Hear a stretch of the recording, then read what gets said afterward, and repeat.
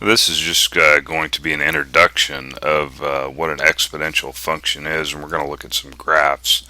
When you did a search and you came up with exponential functions, you may have been looking for something taking derivatives in calculus of exponential functions, and I'll have a link up here somewhere where you can click on that to find derivatives of exponential functions. But if you don't even know what an exponential function is, I guess we should just talk about that, right? So, I hate that. Um,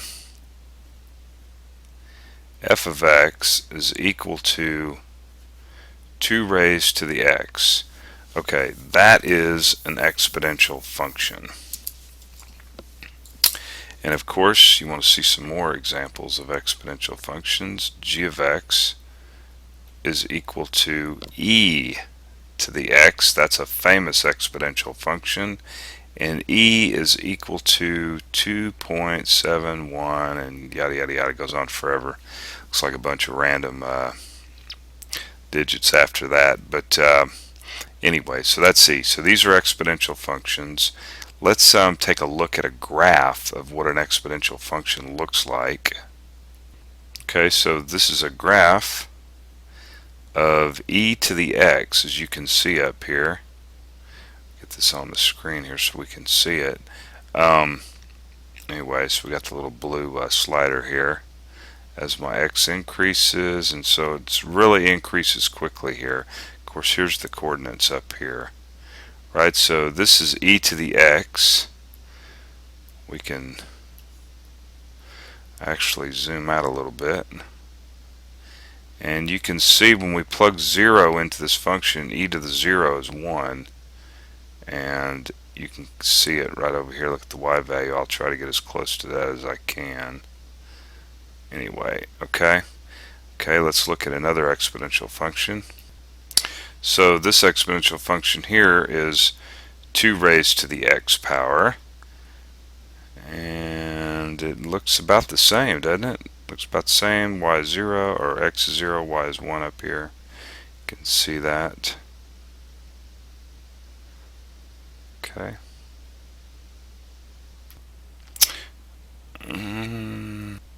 Okay, so as you can see, all I did was add 100, so that caused the whole graph to shift upward. Okay, to shift upward 100 units. So that's still 2 raised to the x plus 100, exponential function. Now we can flip this function by throwing a negative out in the front. Okay, so look what happened to the function. I just tossed a negative out front, and it totally flips the function. So it's a mirror image about the x-axis here. Interesting. Alright, by looking at this function, it doesn't look the same. It looks like it got flipped around or something. Well, this is a half here. A half raised to the x, and I'm just shifting it up 100 units like I did the last one. This is known as exponential decay. When the graph is decreasing, as x increases, the y value decreases. This is known as exponential decay. And when the graph is actually the first graph I showed that's going up like this is exponential growth, they call it. Now what happens when we throw a negative out in the front to this? Well, as you can see, what happened to the graph? It got flipped, right? So when you toss a negative out in the front out here, the graph gets flipped about the x-axis. So this is exponential growth. It's increasing as x increases.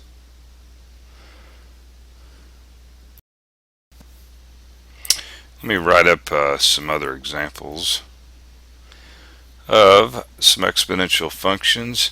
Take, for example, if we had f of x is equal to 2 to the x plus 3. Okay, this is an exponential function.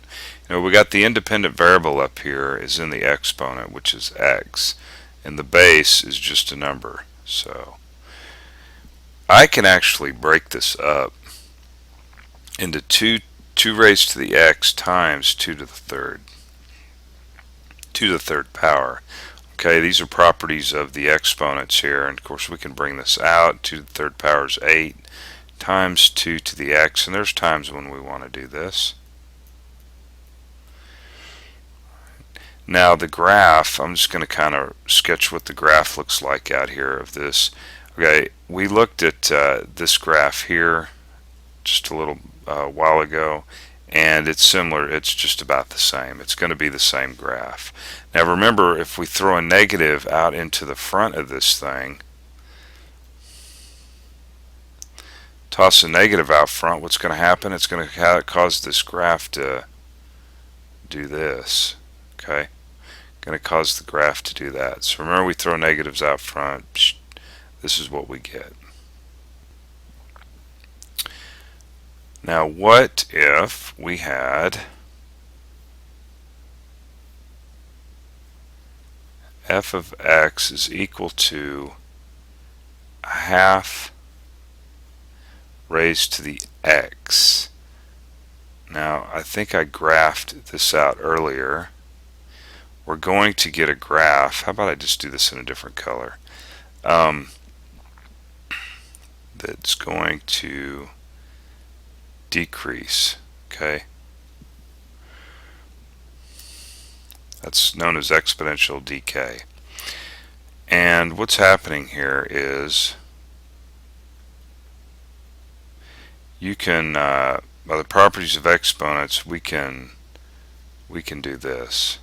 Okay, we can drop the parentheses. It'd be 1 raised to the x, 2 raised to the x. Of course 1 raised to the x is always just going to be 1, and then this is 2 raised to the x. Well, let's focus on what's happening down here. When I plug in, for example, 2 raised to the 1, you get 2. 2 raised to the 2, you get 4. 2 to the third, you get 8. Well, if we looked at this, this would be, for example, 1/2, 1/4, 1/8. So what's happening here? This number is getting smaller and smaller and smaller. That's the reason the graph is decreasing like it is. As x gets larger and larger, right, f of x is getting smaller and smaller.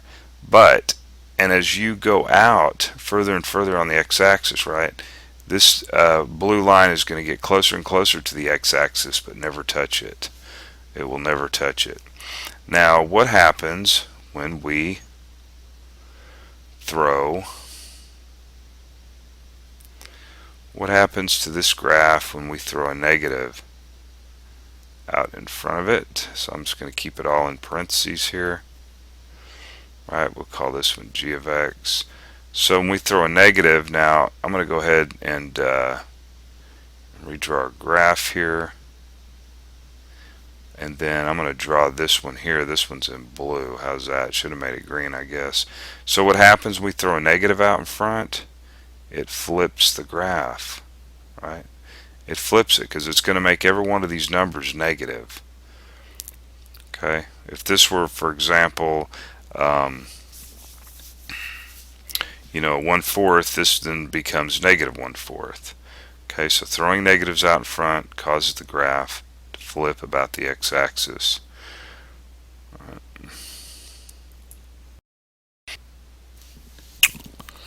All right, let's kind of review on the graphs here. Let's do a little review. It's review time.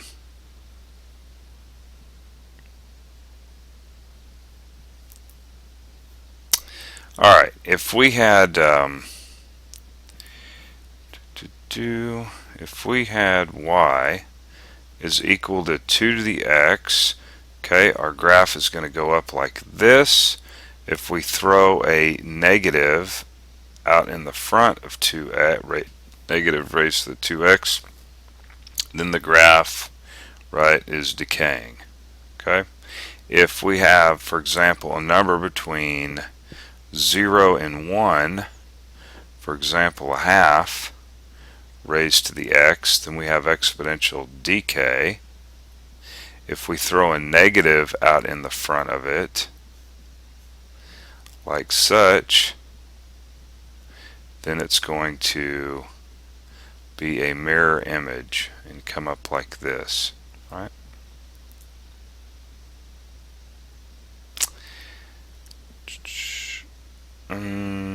Okay, let's look at some other examples of exponential functions. For example, if I had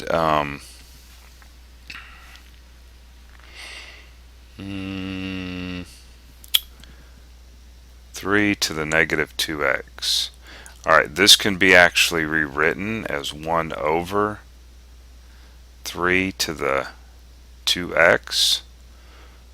Okay, and once looking at this, actually, I could write 1 over 3 to the 2 raised to the x, which, now remember, this is 1 to the x over, and then you multiply exponents, so this would be 3 to the 2x. So there's all different ways of writing this thing. You could actually say 3 squared is 9, right? And write 1/9 over that. So these are all equal. Okay. Now let's get into some exponential equations. For example,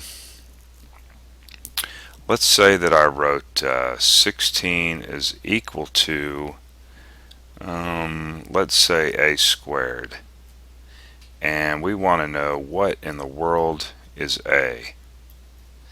Well, one way you can do this is you could raise both sides to the half power, and I know you're like saying, wait a minute, that's not an exponential function, but eventually I'll be getting somewhere with all this.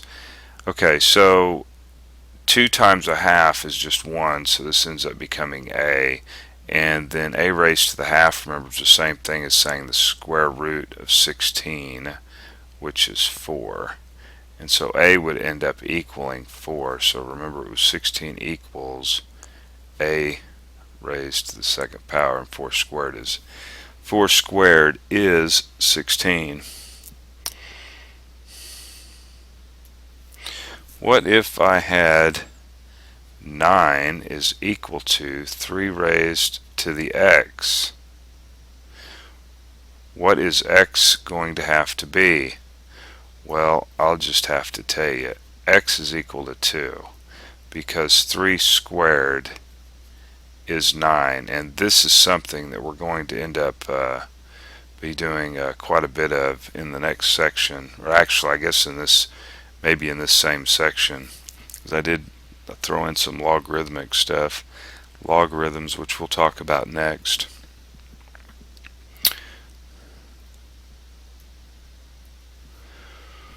What if I had 1/4 is equal to 8 raised to the x power? What does x going to have to be in order for us to get this to equal 1/4? What if we did this? 4 raised to the negative 1 is equal to 2 squared.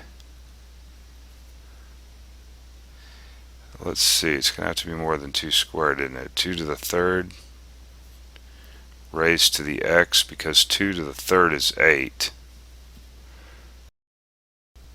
Well, anyway, what we're trying to get at here is we're trying to solve this equation, this exponential equation. And this is kind of a technique of doing that without using another tool. I'm going to rewrite this 2 to the third here to 2 squared, which is going to be 4, and then it's going to be raised to the 2, or okay, some magic stuff happened there. Yeah, this is 2 to the third. Let's just mark this out. Okay, so this remains 2 to the third. I'm going to rewrite this over here as 2 squared, and of course it's all raised to the negative 1 is equal to 2 to the third, and it's raised to the x. Now I'm going to multiply the exponents here. This is 2 raised to the 2 times negative 1 is negative 2. Okay, so this is the same as writing 1 over 4. And this time I'm going to take this 3 and multiply this by x. So this becomes 3 to the x. Well, now that both of our bases are the same, what we're going to do now is we're going to just set their exponents equal. So this would be negative 2 is equal to 3 to the x. And now what we want to do is solve for x in this problem, and we end up with negative 2/3 would be equal to x.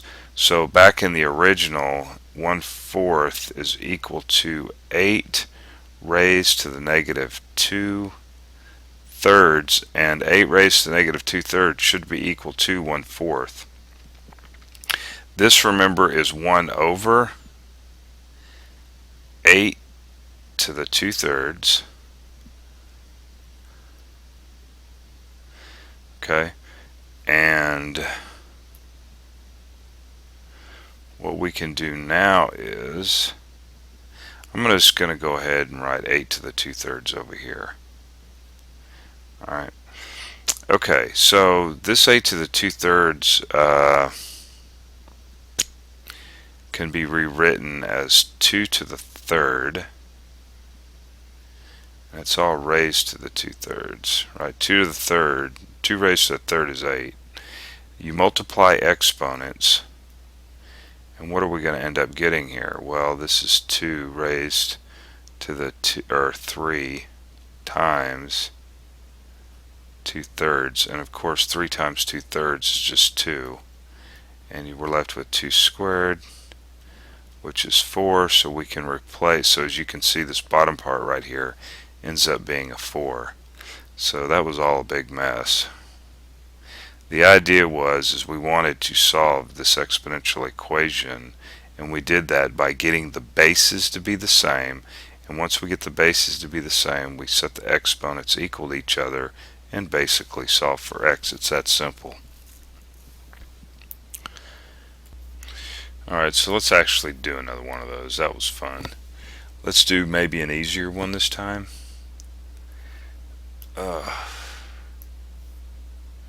About 8 is equal to 2 to the x. Well, we want to get both of our bases the same. This needs to be 2 to the 3rd is equal to 2 to the x, and then of course, you set your exponents equal, our bases are the same, and that's pretty easy. X is equal to 3. That was an easy